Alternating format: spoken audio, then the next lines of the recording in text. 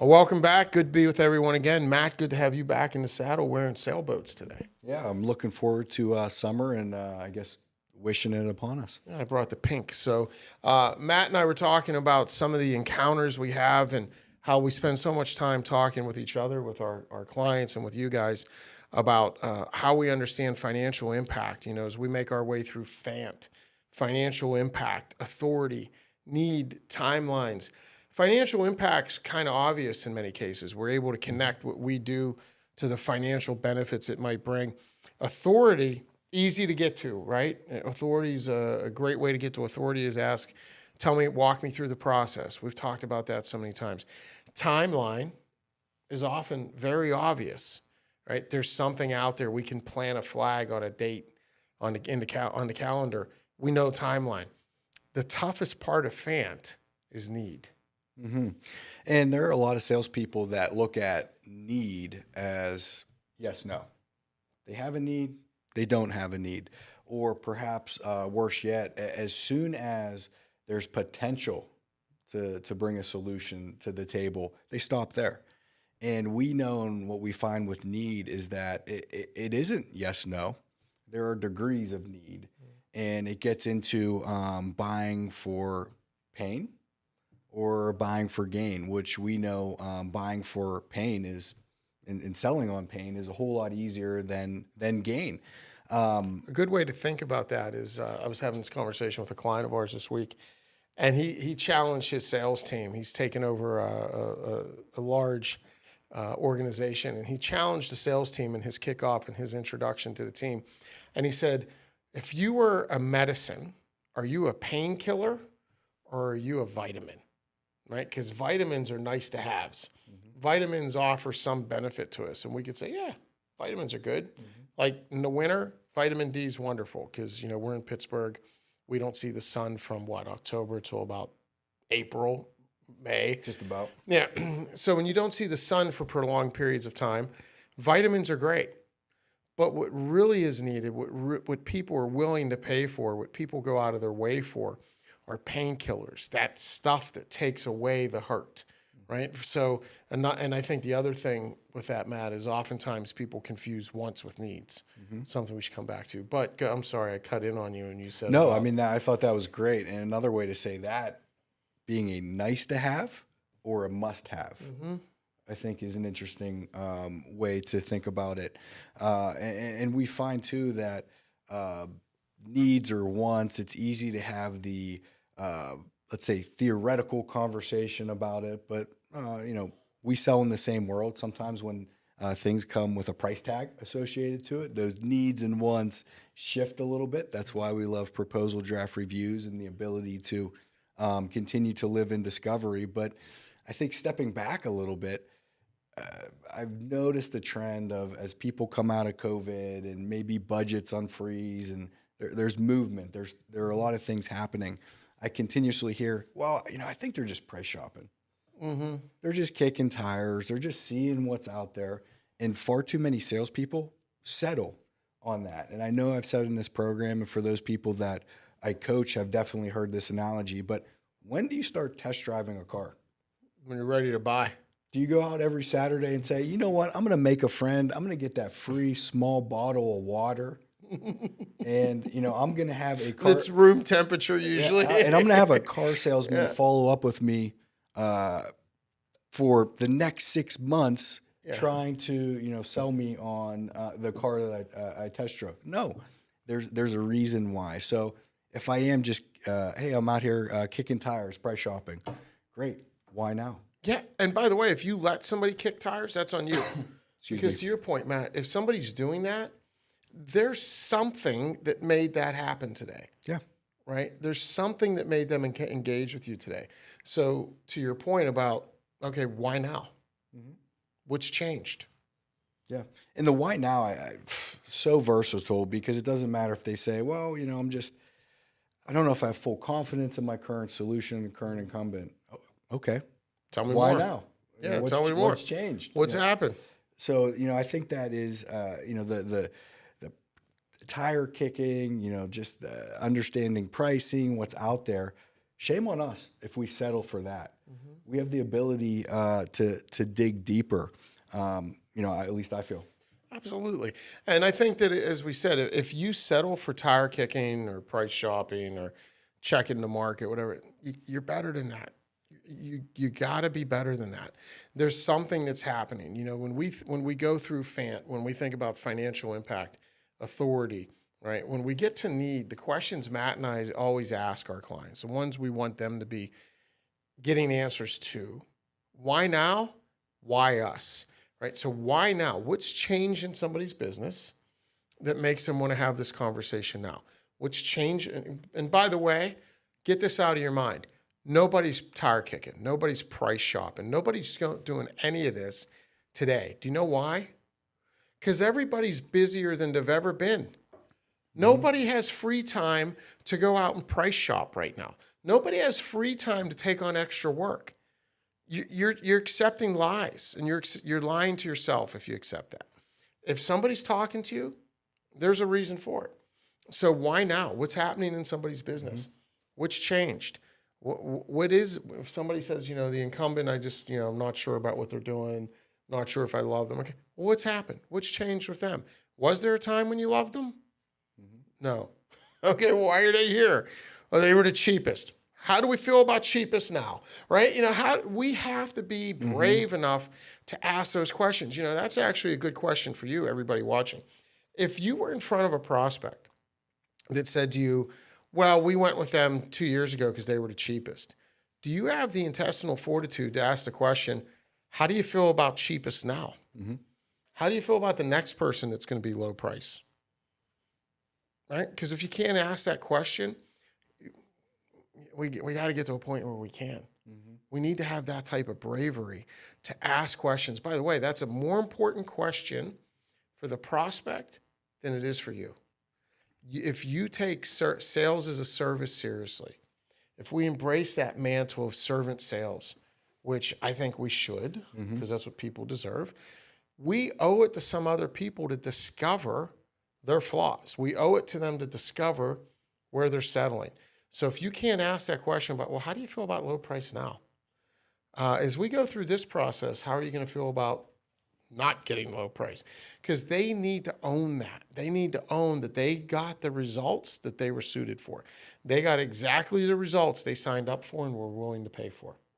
And that's much more powerful than saying, oh, gee whiz, look at the economy right now. Oh, the price of inflation, our rates, or all the technology we invested in over COVID. Now our costs are going up. This is why we're more expensive. This is the feature and benefit that we have. Let's put all that to the side.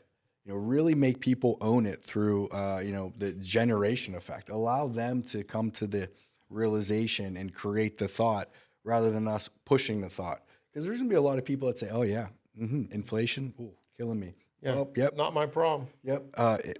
There's a lot of people that are costing more. Oh, it's really tough to hire people now. Yep. But then when it comes time to a decision, they don't own it. It's that cotton candy language or that cotton candy agreement. They're going to sit there and say, yeah, totally get it. But is it emotional enough? Are they tied enough to that?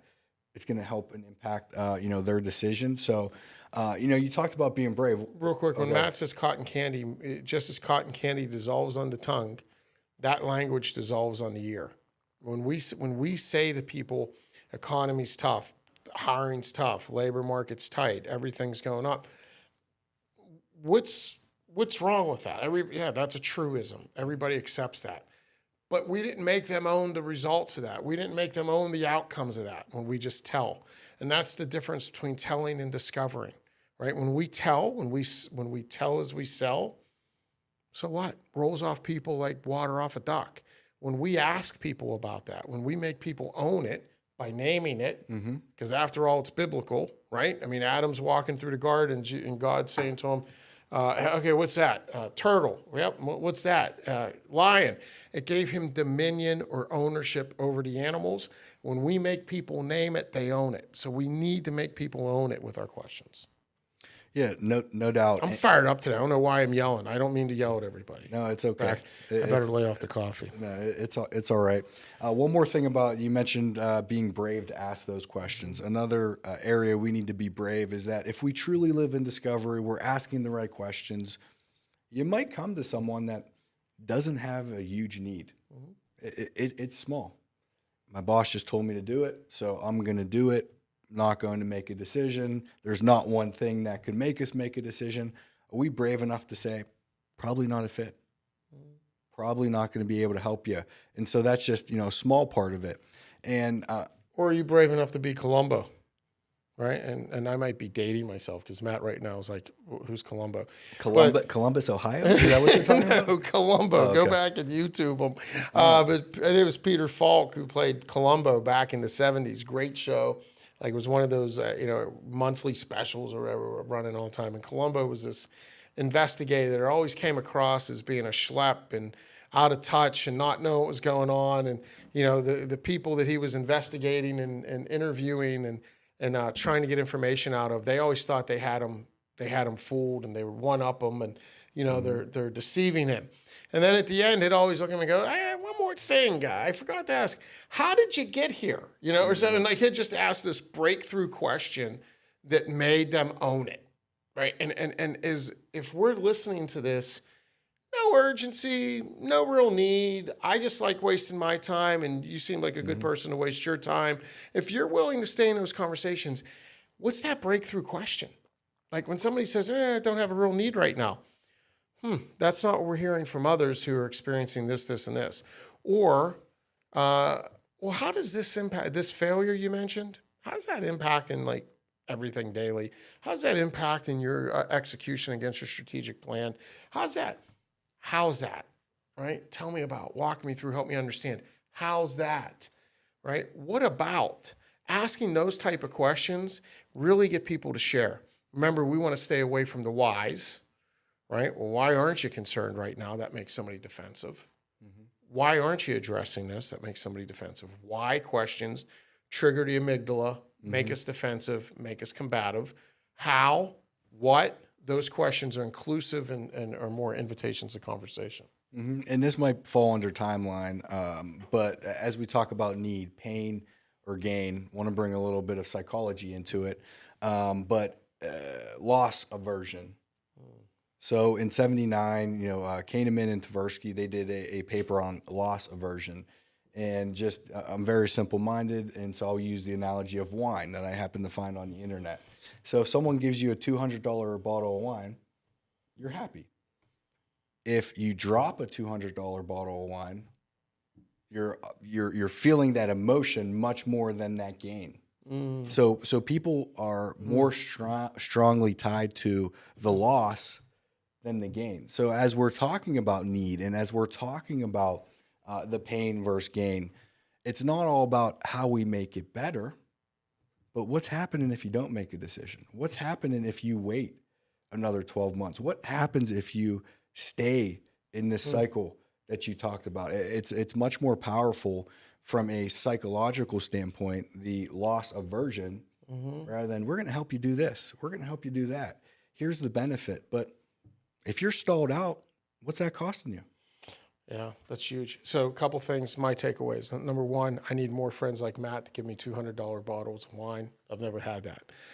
So I have no fear of losing it. Number two, one of the things you mentioned there, Matt, is a little bit of that FOMO, right? Because I think that's very powerful now too, right? FOMO, hopefully my kids are proud of me. Dad knows what FOMO is. Fear of missing out, right? So what's that fear of missing out on something that we can use to help generate need when we plant that FOMO? What if we didn't? Right? When you have some of that, that's that gain, and you place it as not so much just good gain, but what if we didn't get that? Right? What if you didn't get that? So think about how you can use FOMO. And the other thing is that courage, right? That courage to drive people to what if we lose this, right? What if we didn't do this? What if you do nothing? What's that feel like? And then having the courage to stay in the sadness. One thing most salespeople are is kind. One thing they like to do is rescue people from themselves. When we get to that point where there's some of that fear, when there's some of that angst of like, ugh, things aren't going that great for me, or things don't look wonderful right now, we immediately want to dive in and be like, don't worry, I'm going to help We you. have a solution. Yeah. Let me tell you about it. I can help. Make that my problem. No, let's stay in the moment and let them think about what that does feel like. Because it's only, and I'm not saying that because we want to be mean, and we certainly don't want to manipulate, but we want people to really be bought in. And we need people to own the problems if they're going to drive the solutions. We can't own other people's problems. One of my favorite phrases that changed my life is, if you don't own it, Can't fix it. if you don't own it, you can't fix it. I love that he's the other half of my brain. We hope that you guys enjoyed this week's episode. We appreciate all that you do. Good to be with you, buddy. Thanks for everything. We hope you guys have a great week. Take care. God bless.